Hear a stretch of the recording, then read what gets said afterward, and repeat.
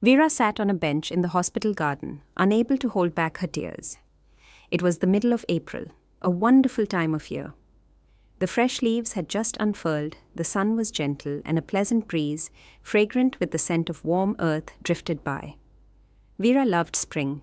She should have been out and about, enjoying the weather and making plans for the summer. But instead, she was weeping by a hospital building. It was a small mercy that no one else was around, so she could give in to her emotions. Felix, her beloved husband, the man who understood her like no one else, was inside in the intensive care unit. Just 6 months ago, he was a strong, healthy man, solid as a rock. With him, all her problems seemed insignificant. Vera knew he would move mountains for her, that he would get her the moon and the stars if she asked.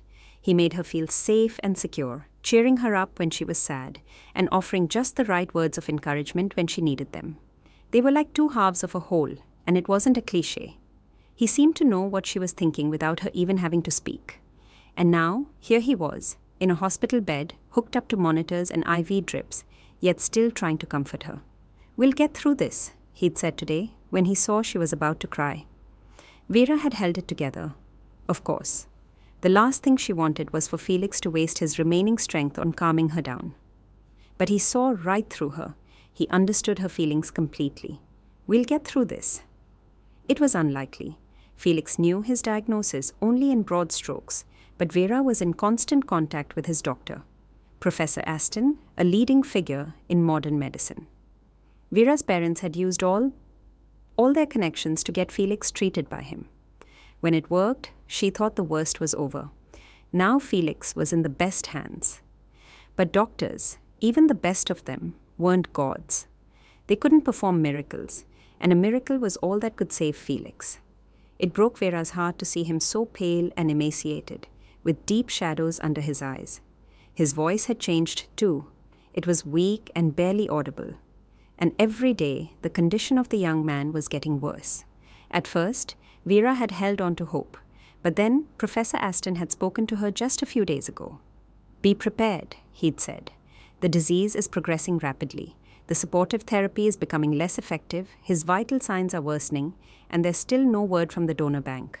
And it looks like there won't be one. The waiting lists are huge, I'm afraid." Felix needed an urgent bone marrow transplant, but there was no donor. He had always been healthy, rarely seeing a doctor. Colds and flu seemed to pass him by. Tall, athletic, and full of life, Felix was resilient and strong. He used to joke about his excellent health. Vera would look at his thick brown hair, his broad, white smile, and his clear, beautiful skin and wonder about the wonderful children they would have. Felix's genetics seemed to be good, though she could never know for sure. Vera's husband didn't know his parents. Felix had grown up in a care home. When he was old enough to start asking questions about his past, the carers had tried to dismiss him. But eventually, one woman who had worked there for a long time had revealed the details. His birth mother already had several children at home. She had to feed and look after them. But there was no father in the family, so she decided she couldn't cope with another baby. She signed the papers and left, telling the staff that maybe this was the best thing she could do for her son, as there was a chance he might be adopted. But Felix was never taken into a family. It was a difficult, unstable time, and people were just trying to survive. So Felix grew up in the care home. He would sometimes tell Vera about his childhood years, his voice intentionally cheerful, recalling funny stories and often mentioning his friends. Felix never pitied himself or complained about his fate. It just wasn't in his nature. He preferred to look at life with optimism. Still, Vera knew that her beloved husband had had a difficult time. The small details in his stories betrayed his tough childhood, the sweets that had to be shared among all the children, with only one each, and no seconds, the resentful nannies, the punishments. As an only child of caring parents, she had never had to deal with such hardships. It seemed to her that a person who had grown up in such a cold environment should have become detached and indifferent, but Felix was the complete opposite. Vera had never met a kinder or more compassionate man. They met by chance at a local university. The students had just finished a difficult exam session, and Vera's friends decided to celebrate at a club. Vera looked stunning that night and knew it. She wore a light flowing dress that highlighted her slender figure and long legs, and her long brown hair was loose. She liked the way she looked and enjoyed the glances she drew from others, which were a clear sign of her attractiveness. That was a wonderful feeling. Her friends were dancing, laughing, joking, and meeting guys. One by one, her friends were asked to dance. But Vera was not. One man in his 30s tried to talk to her. She smiled politely and gave him some excuse. Then a young man with an arrogant face tried to get her on the dance floor. It seemed like he was doing her a great favor by even approaching her. No, Vera didn't want to be with guys like that. She would rather have chatted with her friends, but still, male attention was always nice. Then, as the evening was winding down, he approached the table where she was sitting alone. Felix. He was a good-looking guy in a grey t-shirt, worn-out jeans, trainers, and with slightly tousled brown hair. He had beautiful green eyes and a charming, if slightly shy, smile. And Vera was immediately drawn to him. She smiled at him, and he, encouraged by her smile, sat down at her table. "Mind if I join you?" he asked. "No, of course not," she said, smiling again. She could have played the princess, as was typical among her friends, and made him work for it, but she didn't want to. He was so simple and natural that she didn't want to play games. He had a special aura about him, and she liked being around him. "My name is Felix, and could I ask your name?" She answered him honestly, "Vera."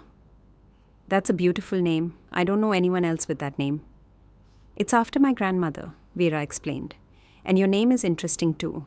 I don't know anyone with that name either." They talked for a while. There was no awkwardness or forced conversation. It felt as if they had known each other for years. Then Vera's friends came back to the table. Felix said hello to them, and they started exchanging glances. They were used to men looking them up and down, unable to resist their obvious charms. But Felix only had eyes for Vera. He never took his gaze off her, and it made her a little dizzy. She knew she was pretty, tall and slender with delicate features, but no one had ever looked at her with such admiration. A slow song came on, and Felix asked Vera to dance. They finally held each other on the dance floor to the sound of the touching melody. He didn't try anything, and Vera could feel his warmth and strength. She felt herself melting into the moment, wishing he would hold her forever. She inhaled his scent greedily. She liked everything about this new acquaintance. She didn't yet know who he was, what he did, or where he worked or studied, but she already knew the main thing. He was a reliable and very kind person. With him, she felt like a fragile, graceful creature. He seemed to know exactly what to do, and all she had to do was follow his lead. Then the song ended. Felix smiled at her and thanked her for the dance. "I have to go for a bit," he said, walking her back to her table. "My friend called, he needs help, but I'll be back. Please wait for me. Just don't disappear." "I won't disappear," Vera joked. The evening continued. Her friends were eagerly sharing their impressions of the club and their new acquaintances. Vera seemed to be listening, smiling and chiming in when needed, but none of it mattered to her. She was waiting for Felix. She longed for the amazing guy to come back and hold her in his arms again or look at her with that adoring look. But Felix was not in a hurry to get back to their table. He was nowhere to be seen. At first, Vera was worried. Then she got angry. In the end, she decided that her new acquaintance had probably met someone else and had forgotten about her. A wave of jealousy and anger washed over her, which was surprising, considering she had only known Felix for about half an hour. They hadn't even exchanged phone numbers, and he hadn't promised her anything. But you can't reason with the heart, as they say. "What? Did your suitor disappear?" Christina asked sympathetically, noticing the sadness in her friend's eyes. "Did you like him?" "No, I didn't," Vera lied. "There was nothing special about him. He was just a guy, like a million others." "Right," her friend Helen praised her. "There are lots of them, but you're a queen. Let's go to that bar on Nevelskaya Street. It's winding down here, but it's just getting started there." Helen was the most experienced clubber among her student friends. She knew a lot of places in the city where they could have fun. The others took to her suggestion with enthusiasm. All of them except Vera, who was still hoping and waiting. What if Felix did come back? What if something had prevented him from getting there on time? But it was foolish to wait for a guy she barely knew, who had probably forgotten about her, and she didn't want to leave her friends. The girls called a taxi and cheerfully poured out onto the club's porch. It was late, and it seemed to be starting to rain. The car arrived, the friends got in, and the driver quickly drove them to the bar down the deserted streets. The first person Vera saw when she got out of the car was Felix. At first, she couldn't believe her eyes.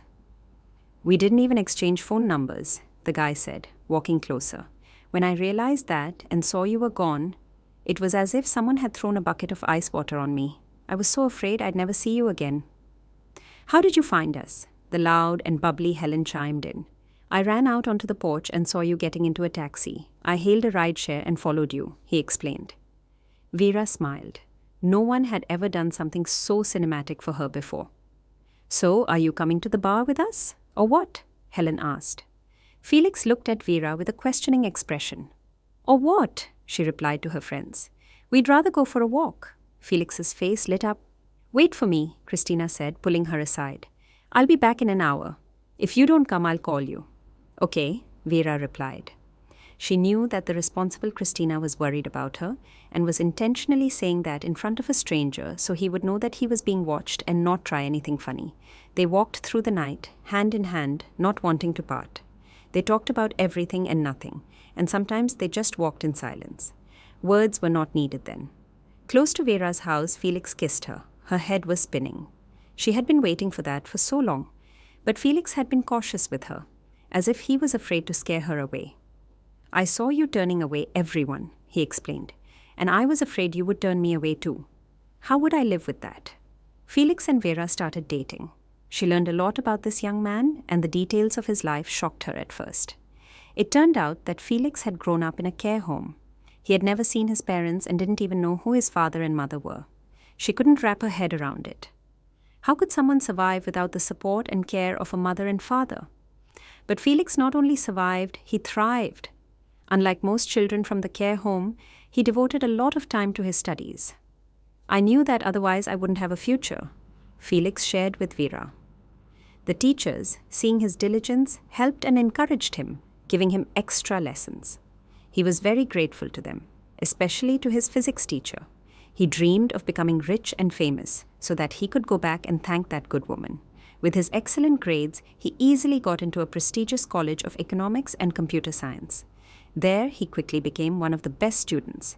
At the same time, he started doing odd jobs, taking small online gigs.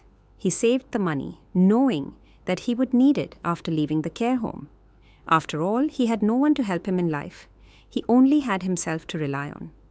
After college, Felix received a flat from the state as an orphan. It was in a new building, in a good area, but it was just walls. It was a good thing Felix had saved up for renovations during his college years. He was already working for a large company and planning to go to university to get a higher education and keep climbing the career ladder. He had a lot of side jobs and didn't want to give them up. He needed money, a financial safety net, to feel secure. Felix was the same age as Vera, but he had already been through so much and knew so much about the world and life that he seemed like a wise old man to her. He had to grow up early and take care of himself. Vera was still supported by her parents. She felt like a mummy's and daddy's girl. But Felix had already achieved a lot. He knew how to earn money, how to save, and how to cope with everything on his own. He exuded strength and confidence. He knew what he wanted from life, and it was impossible not to admire that. At the same time, he was kind and compassionate and yearned for love and acceptance. Vera felt it. He had not received enough attention as a child and now valued genuine feelings and good nature. Felix was so different from all the guys Vera had known. She thanked fate for their chance meeting at the club. When Vera finished university, Felix proposed to her. It was a pleasant surprise for her and her parents. Felix had known Vera's parents for a long time, and they liked him. "Such a good-looking and nice guy, and such a difficult life," her mother sighed. "I hope everything will be all right for him now. He's worked so hard for it." "He's not a boy anymore. He's a real man," her father countered. "I respect guys like him. He's young, but he already knows what he wants. He'll go far." Vera and Felix got married and went on their honeymoon. It turned out that Felix had been saving money for a long time for all these events, so the wedding was wonderful. The newlyweds moved into Felix's flat. They didn't have any problems with living together. It all happened so naturally and easily. Vera, a daddy's girl, didn't know how to do much around the house. Felix never scolded her, not with a single word or look. She watched his quick and confident movements as he cooked dinner and learned little by little. She also wanted to take care of her loved one. Vera even started to like cooking. In her family, the kitchen had been her mother's domain. No one else was allowed near the stove. Vera never thought that creating a new dish could be so interesting. It was real art. Felix praised his young wife's cooking, even if the dish wasn't good, if it was burnt or oversalted. It was both funny and sweet at the same time. The couple lived happily. They had so many plans for the future, buying a new, bigger flat, traveling, and of course having children. Felix, who had spent most of his life alone, dreamed of a big family. "Are you okay with having lots of kids?" he'd joke. "First, we'll have a son, then a daughter, then another son, then twin girls." "What's the difference? We'll just have lots and lots of kids, maybe 5 or 6. That's not enough. I dream of a football team." "Will you be able to provide for them?" "I'd move mountains for you, so of course I will." They were joking, but they both really wanted children. Vera looked at her handsome husband and thought that their children would be wonderful. Strong, healthy, good-looking, and most importantly, loved and cherished. Felix was the best potential father she could imagine. He would never shirk his parental duties or dump all the chores on his wife. No, he would be a loving, attentive, and involved father who would help with homework, invent fun games, and be there in difficult times. The couple dreamed of having 2 children at first, but the pregnancy never happened. 2 years after their wedding, their family was still childless. Vera's friends were getting married and announcing their pregnancies one after another. They became mothers and invited Vera to their babies, christenings, and first birthdays. Vera was happy for them, of course, but it was also painful to see their happiness. "We need to get checked out," Felix said one day. "I see you're suffering. We'll both go to the doctor, find the reason, and everything will be fine." Vera had thought about it too, but she was afraid. She had been afraid of clinics and people in white coats since she was a child. Felix turned out to be completely healthy, but Vera had serious issues. "Your diagnosis is not good," the doctor said, looking Vera in the eye. "Your life is not in danger, but natural motherhood is not possible in your case. We can try IVF, but there's not much of a chance with that either." Vera cried that night and Felix comforted her, stroking her back and her hair. "Why are you so upset? The doctor said we can try IVF, so we'll try, if you want. And if not, we can adopt a child from a care home." "But I want my own," Vera sobbed. "I want a child who looks like you." "That's not important," Felix said. Their first IVF attempt was a failure. The second one was too. Then finally, the test showed 2 lines. The joy was short-lived, a miscarriage, then more preparations for IVF, more hope, more disappointment. It took them 3 long, tormenting years. Vera was on edge, and her health deteriorated from the endless medical procedures, but she stubbornly clung to her goal. She really wanted a child. She imagined beautiful scenes in her head. Felix holding their own baby, a warm, crying, living being. The scene was stuck in her head. Vera had to give Felix a son. She had to. Her husband did so much for her. He loved her so much, understood her, and supported her. He was her rock and her hope. Could she really not make his dream come true? "Enough," Felix said softly but firmly. It was after yet another IVF attempt failed. Vera was already taking pills again, preparing for the next procedure. "Enough of what?" she asked. "Enough of ruining your health. You need a break from all of this." "How?" "It's simple. You stop taking those pills. We just live and enjoy life and each other without thinking about anything." It was a tempting prospect. Vera was tired of all the hope, the worries, the endless medical procedures, and the blood tests. But what about the child? "But you dreamed of a big family." "I dream of a happy life with you, my love. I want you to be happy, but you are tormenting yourself. It's time to stop." "What about children? We can always get a child from a care home." "But those are the children of alcoholics, and even worse, who knows what their genetics are like?" "What about me? I was in a care home too," Felix reminded her. "Okay, if you don't want a stranger's child, I won't insist, but I won't let you hurt yourself anymore." Vera was even happy that her husband had made this difficult decision for both of them. Felix had taken all the responsibility for their family's future on himself, as he always did. He was strong, determined, and wise. Vera trusted him more than anyone else. Felix was her protector, her rock, her provider. She thought it would be like that forever. But it wasn't. The tragedy came out of nowhere. It all started when Felix, a man full of strength and energy, suddenly started to get tired easily. He would come home from work and go straight to the couch to watch TV. For most people, that was normal, but not for Felix. He was always full of energy.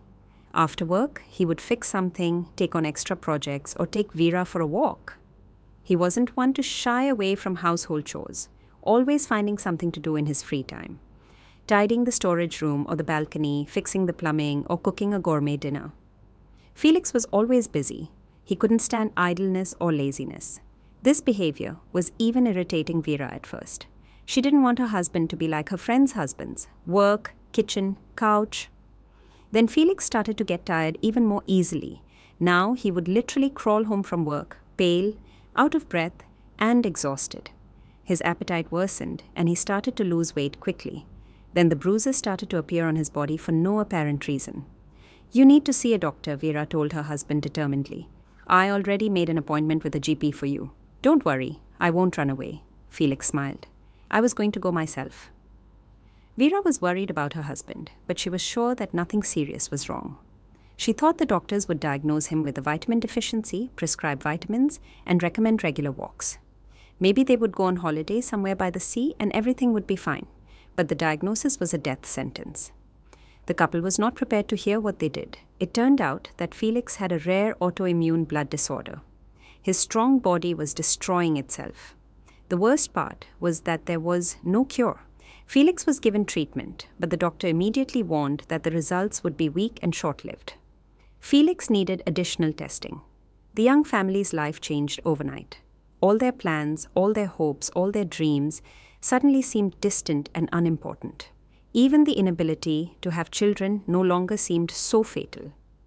Felix's life was in danger, and Vera no longer wanted to imagine a world without him.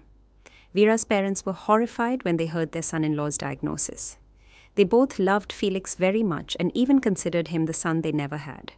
Her father called everyone he knew and got Felix an appointment with Professor Aston himself. Vera felt so relieved that Felix would definitely be cured now. She even cried with relief when her father told her the good news over the phone. Only later did it become clear that it was too early to rejoice. Felix's condition worsened. He didn't leave the hospital. He spent all his days at home, sometimes even unable to get to his computer to work. He was still trying to do some jobs online, but it was getting harder and harder. His spirits were as optimistic as ever. He even managed to joke about his condition. Felix did everything he could to make his wife smile. "Don't worry so much," he would say. "I was never sick as a child, so my immune system is strong. I'll fight this." "That's the point," Vera sighed. A strong immune system is working against you in this situation. Vera searched the internet for information, consulted with doctors who worked with such diseases, and even sent her husband's test results abroad to get the opinion of another medical professor. She was fighting for her loved one. He was also serious about his treatment, patiently enduring painful and exhausting procedures, and taking his medicine on the hour. He wanted to live so much. Felix had so many plans, so many desires. He was not going to give up. Professor Aston tried an experimental treatment. At first, it seemed to work, and they had some hope, but then the disease attacked Felix with a vengeance. He was admitted to the hospital, and Vera cried in their empty flat every night. Her parents offered to let her move in with them for a while, but she refused. She slept on Felix's side of the bed, covered herself with his blanket, wore his clothes around the house, and cried a lot. Vera didn't want her parents to see her like that. They were already worried about their son-in-law, and they didn't need to see their daughter having a breakdown. Every day after work, Vera visited her husband. She kept her spirits up and smiled for him, but it was getting harder and harder. Felix was changing rapidly. His old clothes hung off him like sacks, and she had to buy him new ones in a smaller size. His face became gaunt, and his eyes seemed huge on his thin, hollow-cheeked face. It was painful to watch all these changes, but despite the external changes, Felix remained the same cheerful, kind, and attentive man. His friends and colleagues often visited him, cheering him up and asking him to get better soon. Vera saw that these visits made her husband happy. He loved to socialize and be in the middle of things, and he loved being useful to others. Even here in the hospital, Felix managed to help others, whether it was pushing a cart of medicines for a nurse or helping a patient get to the toilet. Everyone at the hospital liked him and accepted him. He dreamed of going home and getting back to work. He was bored in the hospital. But his strength was leaving him, and soon his condition deteriorated to the point where he couldn't even get out of bed. Vera had to go to him now, to sit by his side, to hold his hand, to stroke his hair, and to share her news with him. Only a bone marrow transplant could save Felix, a difficult and expensive operation. Money wasn't an issue. The resourceful Felix had managed to save up a considerable amount, but finding a donor was difficult, almost impossible. "Your husband has a rare blood type," Professor Aston said, throwing his hands up. "It's a difficult case. It's hard enough for patients to find a suitable donor, but with a blood type like this..." "What can we do?" Vera asked. "Wait and mount hope. I've put him on the waiting list, but to be honest, the chances of him getting a donor are small." When the operation was first mentioned, Professor Aston immediately asked for blood tests from all of Felix's relatives. The chances of finding a donor among relatives were high, a brother, a sister, or parents, if they were still alive. "I don't think his relatives would mind being donors," the professor said. "The procedure is not pleasant, but..." "Felix is from a care home," Vera said in a hushed voice. "He doesn't know his relatives." At that moment, she desperately regretted that they hadn't been able to have their own child. Maybe a son or a daughter would have been a salvation for their father. Professor Aston, always calm and unperturbed, looked puzzled. "I see. Well, we'll have to look elsewhere." But the search was slow. There were a few candidates willing to save a stranger, but they weren't a match. Hope was fading. Vera wiped her eyes and looked around. The hospital garden was still empty. The tears had brought temporary relief. She was about to leave. She still had to get home through the evening traffic. "Poor Felix," a woman's voice came from around the corner of the building. Vera started. She knew they were talking about her husband. Felix wasn't a common name nowadays. She carefully peeked around the corner. It was the smoking area for the staff. 2 orderlies she recognized from Felix's ward were sitting on some benches. The middle-aged women were enjoying a break from their difficult shifts. "Poor Felix, he's such a good guy, so kind," the second orderly said. "But he's not going to make it. He's fading before our eyes. They won't find him a donor. His blood type is too rare." Vera felt tears welling up in her eyes again. She wanted to jump out of her hiding place and scream at the women who had given up on her loved one so easily. "He doesn't have any relatives. That's a shame," the woman in the white coat said, flicking ash from her cigarette. "But you know what? I think I might know someone who could be a match." "Are you sure?" Her friend perked up. "Yeah. Well, my cousins live in a village called Pinewood. You know it. And whenever we visit them, I see a man there who looks just like our Felix. They're identical twins. The only thing is, Felix is a decent man, and that guy, he's a vagrant, a mess. So I've been thinking, what if he's related to our Felix? Such a resemblance can't be a coincidence. Should I tell someone about it, or keep quiet?" "Keep quiet, of course," her friend said. "You're always making things up. Don't get people's hopes up. They're already having a hard enough time. The wife looks like she's about to fall apart." The conversation then moved on to other topics. What to cook for dinner, whether it was worth it to grow a difficult tomato variety at the cottage. Vera leaned against the wall to keep from falling. Her head was spinning again. Pinewood. The name of the village was familiar to her. A few years ago, Felix had decided to find his relatives. Why, Vera had wondered then. Your mother left you at the hospital, didn't even take you home. She abandoned you. And now you, all successful and accomplished, are going to find her? Why? So she can ask you for money? You wouldn't understand. Felix had shaken his head. It's so important to know your roots. What if I have brothers or sisters? I wonder if we look alike, inside and out. It's hard to explain. Even if you find them, they're probably not good people, Vera had insisted. Good people don't abandon their children. She was worried that Felix would be very disappointed and hurt, and she didn't want such people in their lives.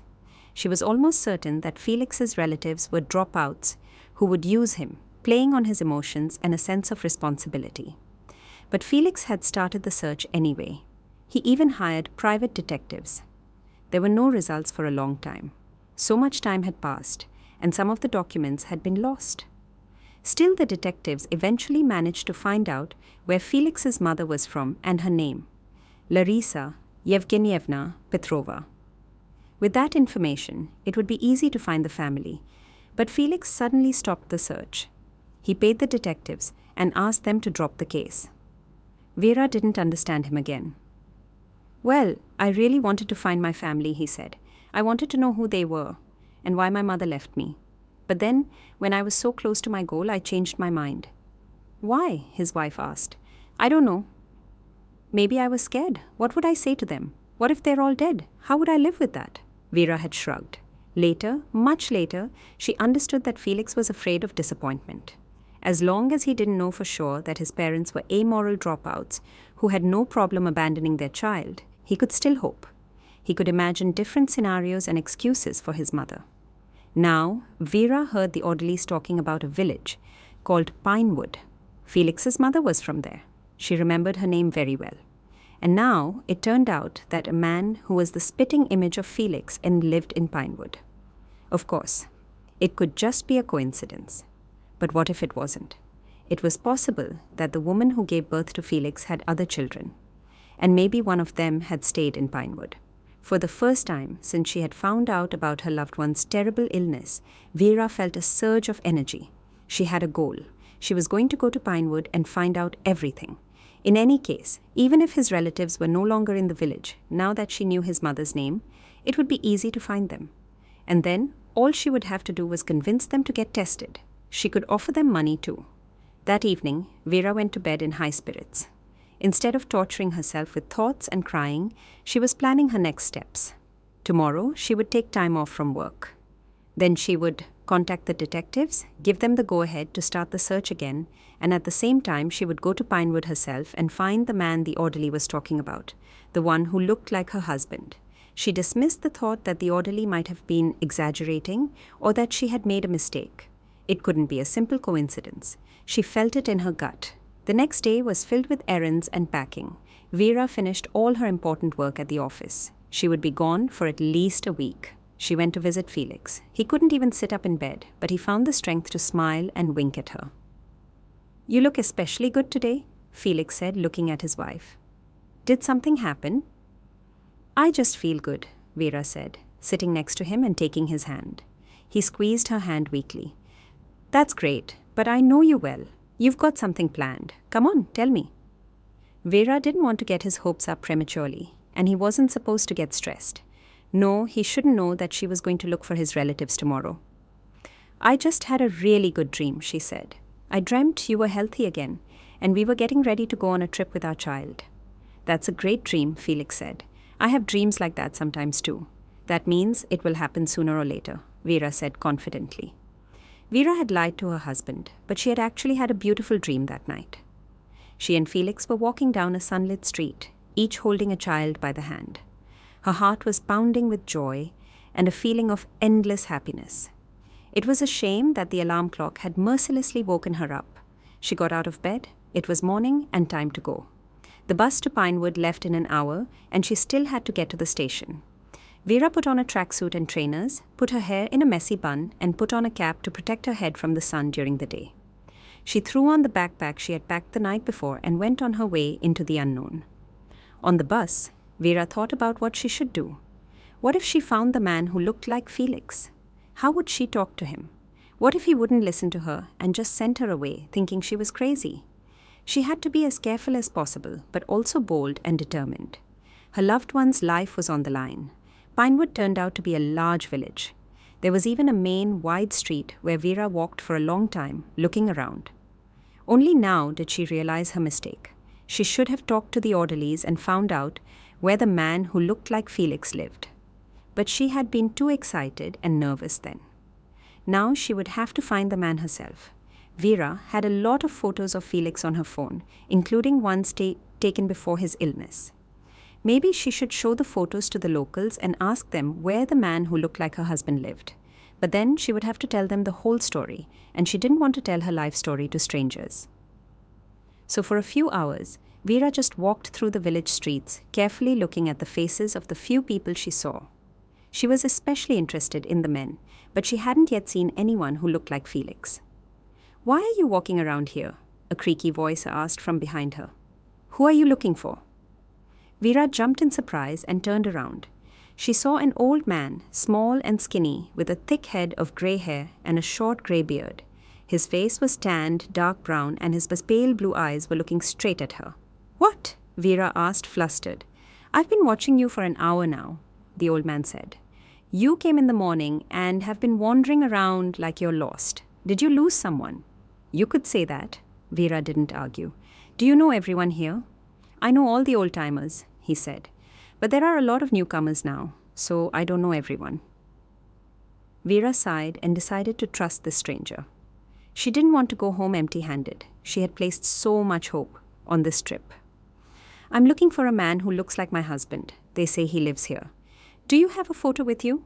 "Yes, I do." Vera smiled and showed the old man a picture of Felix on her phone. "Well, we do have one," the old man said, looking at the photo carefully. "He really does look like him. That's Alexander Petrov." A shiver ran down Vera's spine. Felix's mother's name was Larisa Yevgenievna Petrova. Another coincidence. But Petrov was a common last name. Still, Vera was afraid the old man would ask her why she was looking for the man, but he was surprisingly discreet. He led her to the house and politely said goodbye. There was a crooked fence, a weed-covered yard, and something like a makeshift dump next to an old wooden outhouse. Broken bottles glistened in the sun in a pile of rubbish. Vera carefully pressed the doorbell next to the gate and waited for a while. No one answered.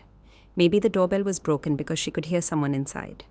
She heard the low murmur of a TV and the clatter of dishes.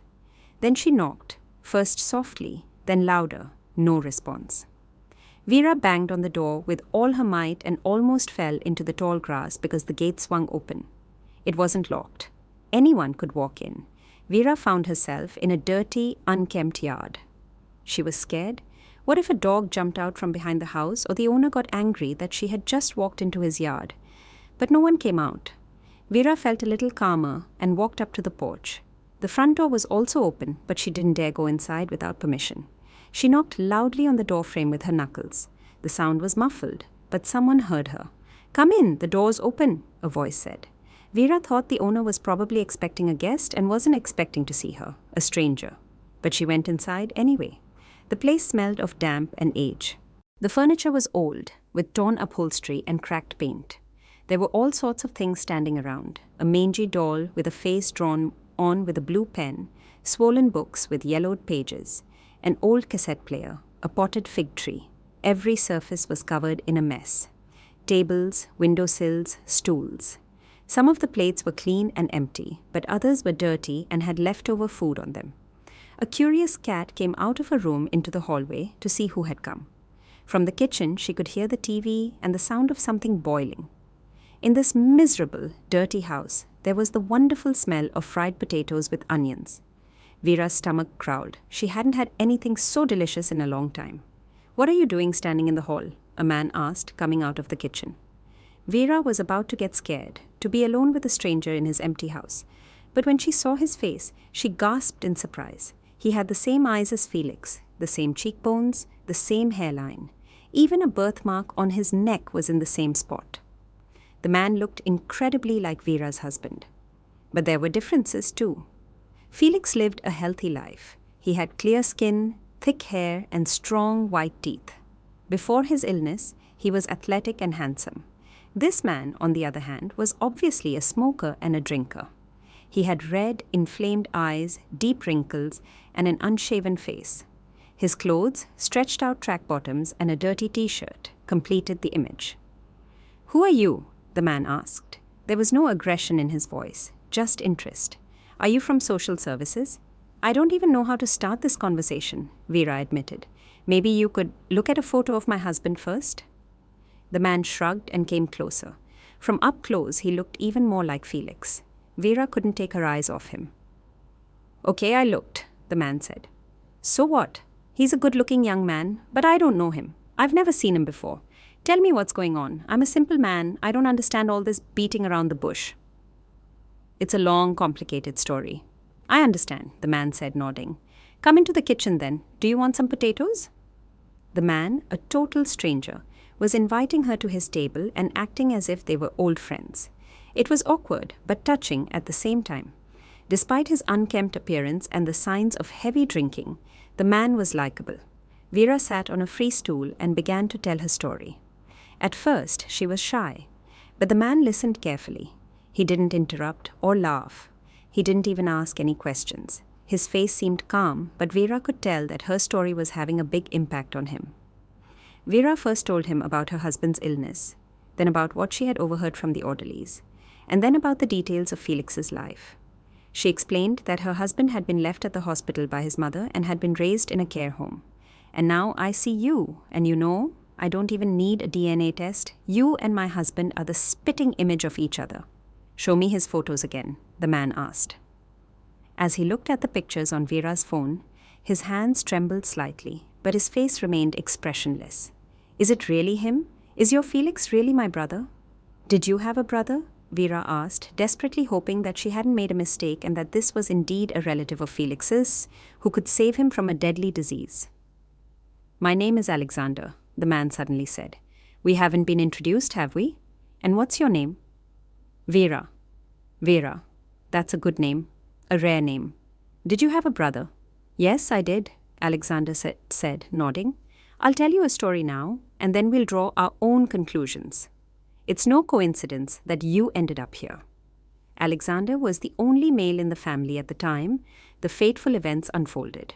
The boy had just turned 2, yet he was already the only man in the house, a fact that his older sisters never stopped reminding him of. The girls took advantage of their brother, making him clean, carry buckets of water from the well, and even cook from the age of 5 or 6. There was no father in the family, or rather the children had many different fathers, but none of them were eager to raise or provide for their offspring. Their mother probably didn't even remember who she had had children with. She had always loved to party, and that's what had ruined her. The family lived in the same house Alexander was living in now. They slept wherever they could, on old, narrow, creaky beds, on mattresses on the floor, or even on old coats in a corner. The mother received benefits from the state, and that's how they survived. Sometimes her many boyfriends would help, bringing potatoes, meat, or milk. The children mostly fended for themselves. The mother didn't worry about the country's difficult economic situation. She floated through life like a happy-go-lucky butterfly. She saw her children more as helpers or neighbors. She rarely hugged them, didn't care for them when they were sick, and of course, never protected the younger ones from the older ones. Sort it out yourselves. I don't have time for your silly squabbles, Larissa would say when one of her children complained about being bullied. Life was hard for Alexander. He had an always tipsy and overly cheerful mother, a constant stream of guests, and the oppression of his older sisters who were following in their mother's footsteps. They started having babies, and the parties continued. I was 8 years old, and I remember it very well, Alexander admitted. I wanted to build a hut in the woods and live there in peace and quiet, eating berries and mushrooms. The most important thing was to be far away from them all. The only things that stopped him were his younger sisters and nieces, whom he knew would not survive without him. Especially the youngest sister, little Helen, who needed care and attention more than anyone else. Then the mother was pregnant again.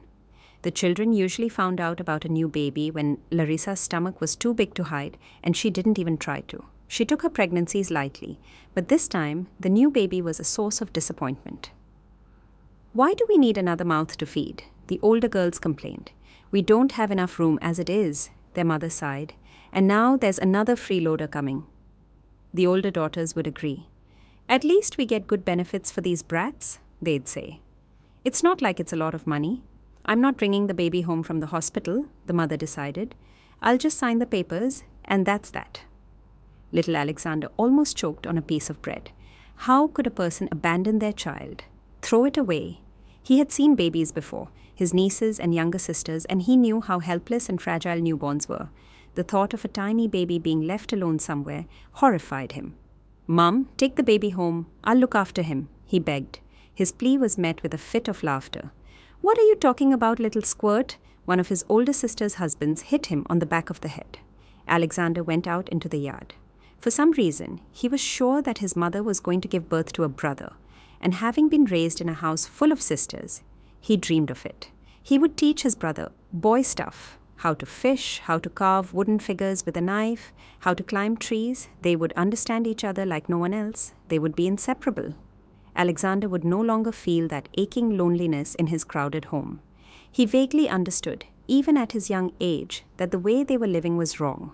He wanted to change something, somehow, and he believed that if he had a brother, together they could handle anything.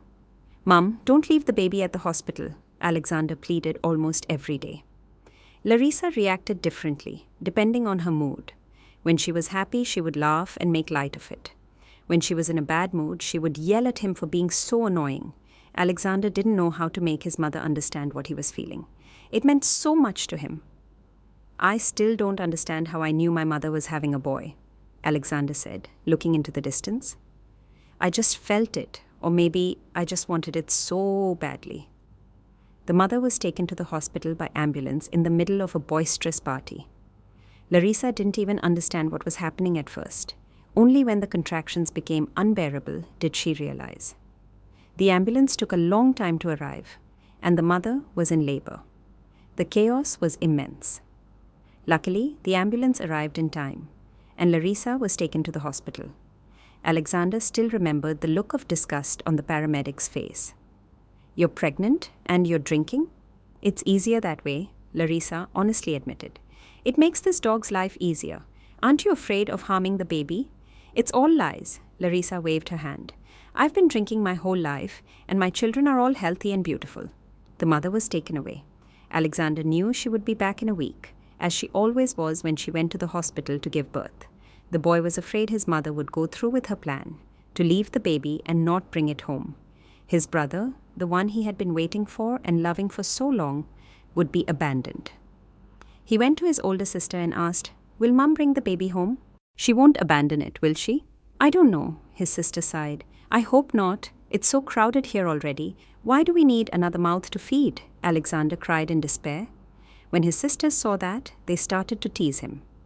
A week later, his mother came home, thinner and fresher from a week without drinking, and with completely empty hands. "Hello, family," she said. "I'm finally home. I'm tired of that hospital. I have to celebrate my return. Call my friends." Alexander looked at his mother and felt tears welling up in his eyes. She hadn't brought his brother home. He ran to his mother. "Where is my brother? Where did you leave him? Tell me. I'll find him. I'll bring him home." Larissa looked at her son, who was crying in a fit of despair, and gave him an ugly smirk. "I had a girl," she said, and Alexander almost fell over. "What about my brother? And where's the girl then?" "She died," Larissa answered simply. Then she pushed her son away and went straight to the kitchen. "Is there anything to eat? I'm starving." Alexander stood in the hall, stunned. "But my mother lied to me," Alexander said, looking at Vera. "I found out a couple of days later. My mother's friend, Aunt Clara, came over. They were drinking in the kitchen, and I overheard everything." "Maybe you shouldn't have left the boy at the hospital?" Aunt Clara asked, looking sadly at her friend. "Why would I need him, Clara? We're already living on top of each other and we have nothing to eat. At least this way someone might adopt him while he's still small. There are plenty of childless people. I was just blessed with endless fertility." "But he was a boy," her friend said. "He would have grown up to be a pillar of support for you." "And your Alexander? He dreamed of having a brother." "He can dream all he wants. Tomorrow he'll want to fly to the moon. Am I supposed to buy him a rocket?" Alexander froze in the hallway. He had been watching the younger children in the yard. One of his nieces wanted some water, so he went inside to get her some and heard everything. So she had lied to him. He did have a brother, but now he would be given away to a care home or to some other good people, and the little boy would never know that he had a brother who had dreamed of and waited for him for so long. The boy cried then, out of pain, out of despair, out of his powerlessness to change anything. He knew it was useless to beg his mother. She would never take his brother home. And maybe it was already too late. For her, children were just an unfortunate nuisance. Several years passed, Alexander's life was not easy. His mother drank more and more, losing her human form. At least she didn't have any more children. His older sisters slowly left home, each going her own way. Soon, Alexander was the oldest of Larissa's children left at home. He was about 12, and his younger sister Helen was just 7. Helen was special. She didn't talk well and didn't always understand what was said to her.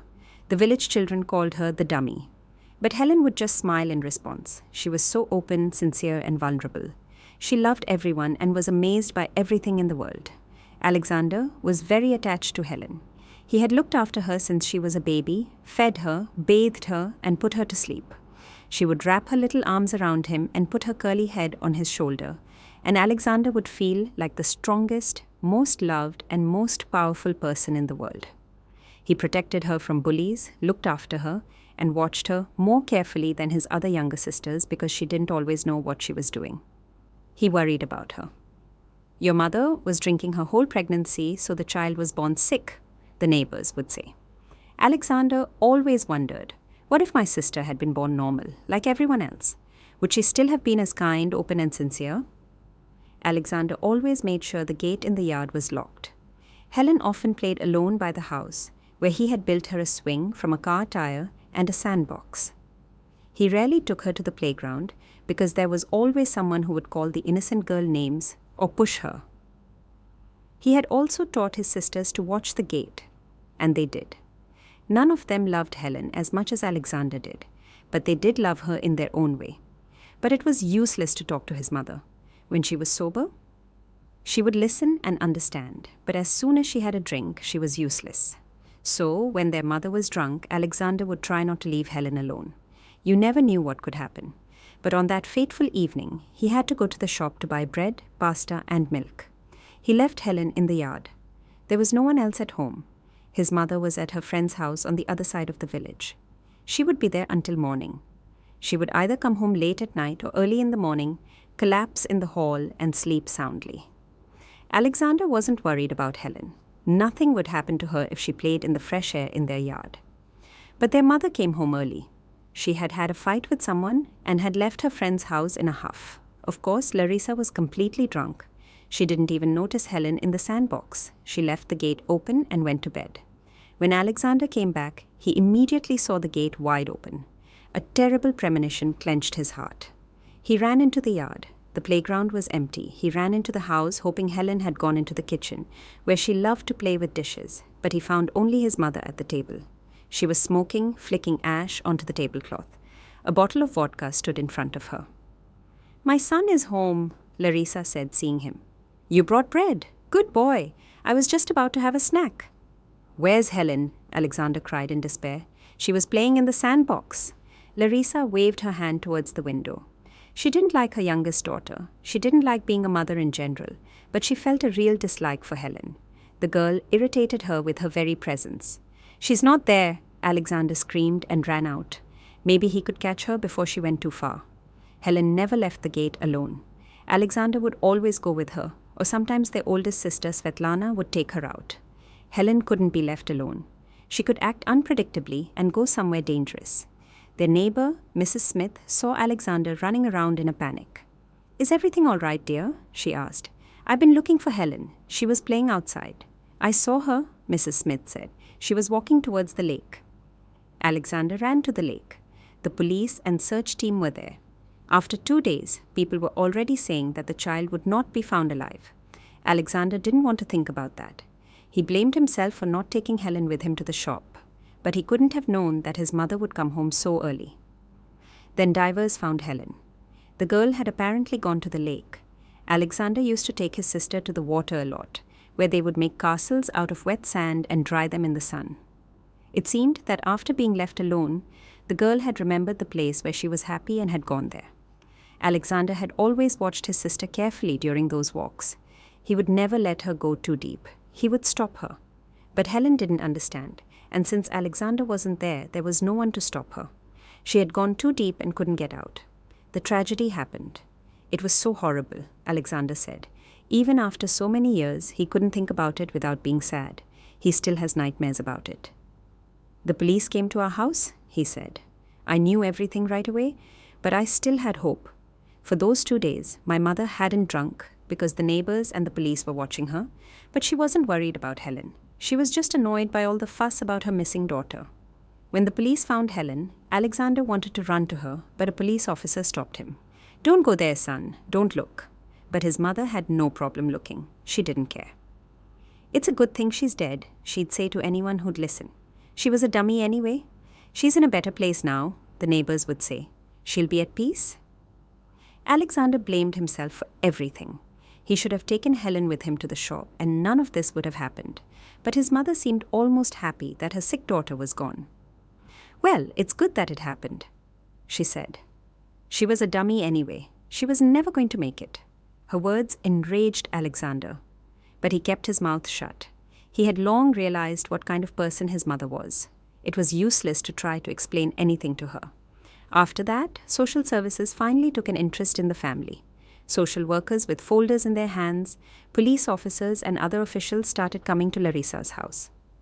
Alexander heard them talking about unhygienic conditions and poor parenting. He was so preoccupied with what had happened to Helen that he barely registered what they were saying. He blamed himself for everything. His mother, on the other hand, seemed to be happy that her sick daughter was gone. "Well, it's good that it happened," she said. "She was a dummy anyway. She was never going to make it." Her words enraged Alexander, but he kept his mouth shut. He had long since realized what kind of person his mother was. It was useless to try to explain anything to her. The officials' visits ended with Larissa being stripped of her parental rights and the children being sent to a care home. Alexander and Svetlana ended up in the same place, but the younger girls were sent somewhere else. They were quickly adopted by a wealthy family and taken to another town to start a new, carefree life, which Alexander hoped was a happy one. Alexander liked the care home. He had a clean bed, good food, and new clothes and shoes. Life was much easier. There were no nightly parties in the kitchen and no endless list of chores. He finally felt like a child and was able to study. He had always been interested in science, but at home he had had no time for his homework. But he never got good grades. He was just too far behind. His sister Svetlana, on the other hand, preferred the free life at home. "I could go wherever I wanted there," she'd complain. "But here everything is according to a schedule." She dreamed of being free again. After a while, Alexander and Svetlana left the care home. By then, their mother had passed away. They came back to their old, dilapidated house, hoping to start a new life. But nothing worked out for Alexander. He couldn't get a job because he had no education. He started doing odd jobs around the village, weeding a garden, chopping wood. People often paid him with vodka, and he got addicted. "It's easier that way," Alexander said, shaking his head. "When you're drunk, you don't think about bad things. You don't think about my brother, about Helen, or about my mother." "Wow," Vera said. "You've been through a lot of loss and misery." "That's for sure." At that moment, they heard the sound of small, light footsteps on the porch, and a little girl of about 8 ran into the kitchen. She was cute beyond belief, even in her old, worn-out clothes. She had bright green eyes and long brown hair. She looked so much like Felix that she could have been his daughter. "Maria's back," Alexander said, beaming. The girl ran to him and hugged him. Then she looked at Vera and asked with a child's directness, "Who's this?" "This is our guest. You can get to know her later. Go play outside for a while. We need to finish our talk, okay?" "Okay," the girl said. "I'm going to the Nesterovs' house. Their daughter Kate has new dolls. I'm going to play with her." "Go on then," Alexander said. Maria glanced at the guest once more and ran outside. "Is she your daughter? She's so beautiful. You two look alike, by the way." "She's my niece," Alexander said, smiling. "Svetlana's daughter. Svetlana got pregnant and had her but didn't want to raise her. She's gone now. I think she went away to make some money. People say she has a new boyfriend in the city, that she drinks and parties and doesn't even remember her child. I'm looking after Maria the best I can. I'm not a good parent, but it's better than nothing." "How can a person abandon their own child?" Vera asked.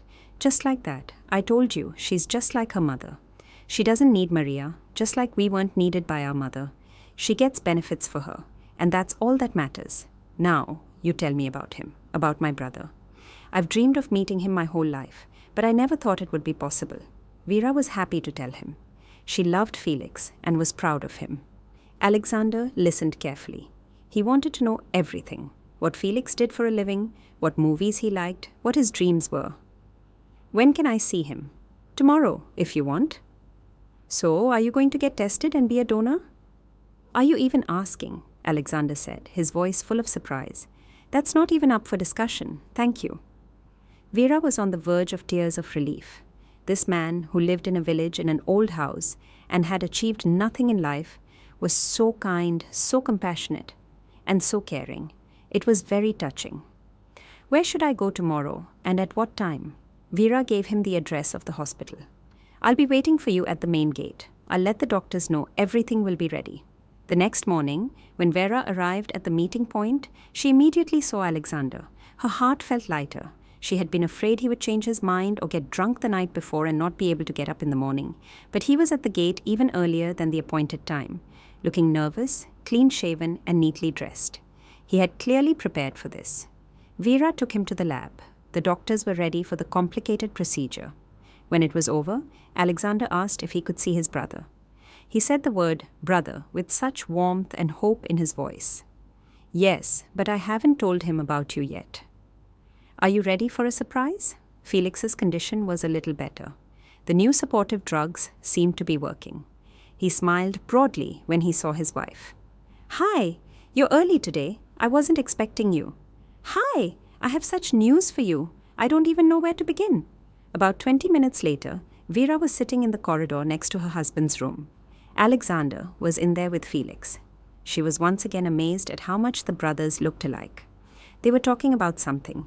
They needed to talk and get to know each other better. Vera went out to not bother them. She was so happy that Felix had found a relative. Her husband had dreamed of this, and at the same time had been afraid of it. But Alexander, this man with a difficult childhood and a complex life, was so kind and nice. It was clear that being around him would be good for Felix. Now, Vera was praying for only one thing: that Alexander would be a match for Felix. They would have to wait 3 long days for the results.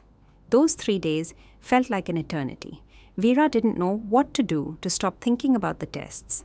If Alexander wasn't a match, it would be over for her husband.